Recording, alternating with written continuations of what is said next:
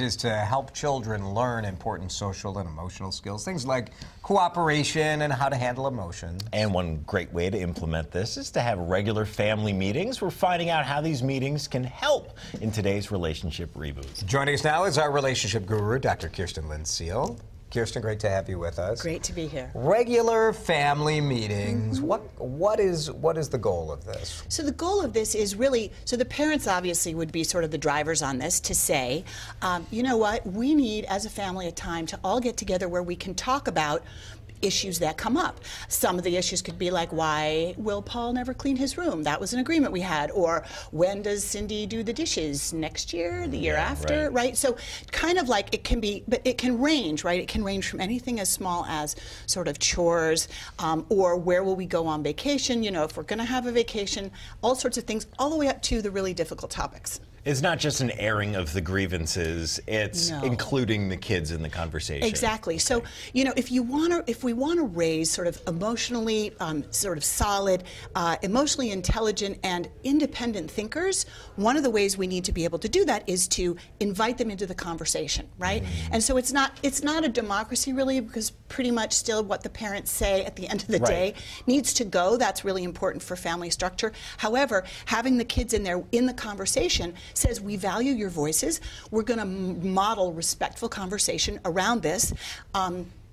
And what do kids learn from this? So kids learn conversational skills, respectful dialogue. The other thing they learn, which is a really important one, like if you have a list up on the fridge or the bulletin board where people can write down what they would like to talk about in the family meetings, what that says is take something you need to talk about, you're really mad about it now, put it on the list. That's Thursday, and on Sunday we'll talk about it, which means everybody's a little calmer, which means you can actually have a conversation about it, which will go a long way when those kids grow up and partner off, because this is what I see a lot with married couples, right? Where it's like, I'm mad about this, we have to talk about it right now, and sometimes it's like, this isn't the best time to really manage a conflict. Is there a special way you should go about setting these things up, or is it as simple as just saying we do these on Thursdays after dinner?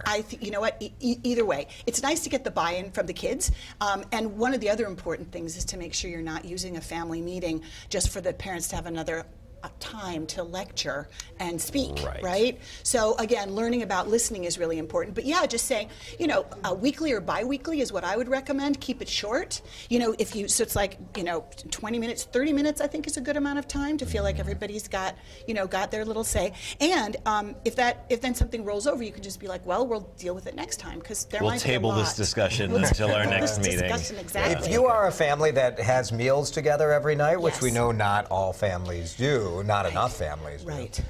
Is that nightly meal good enough, or do you need like a separate? No, I would actually, that's a really good question. I actually think it's important to have the family meal be a place where you talk about like what happened in school, or what happened at work, or, you know, how's grandma doing? You know, where it's sort of more sort of familial, relational conversation, rather than we're doing this family meeting to sort of sort out some things and to find some solutions and brainstorm. It's not that you can't talk about the family meeting topics during dinner, but I would say hold dinner sort of sacred, do you know? And then you're being even sort of super intentional about having a family meeting as well. I will tell you that from where I sit as a family therapist, you cannot be too intentional about sending messages to your kids that the family is important. That this unit this will always be here for exactly. you. And taking a little bit, that reinforces that. Very much so. And taking a little bit from what the topic that Dr. Gigi was talking about, the family meeting is also a place where, you know, where you come together with the family and you can say to your kids, you know, this school shooting happened. This, you know, Dad and I are really devastated. We're wondering how are you doing? What have you heard from your friends, right? Eliciting where they are, and then, but that's a forum to talk about difficult things as well. Awesome. All those options available. Kirsten, thank you so much. Thank you.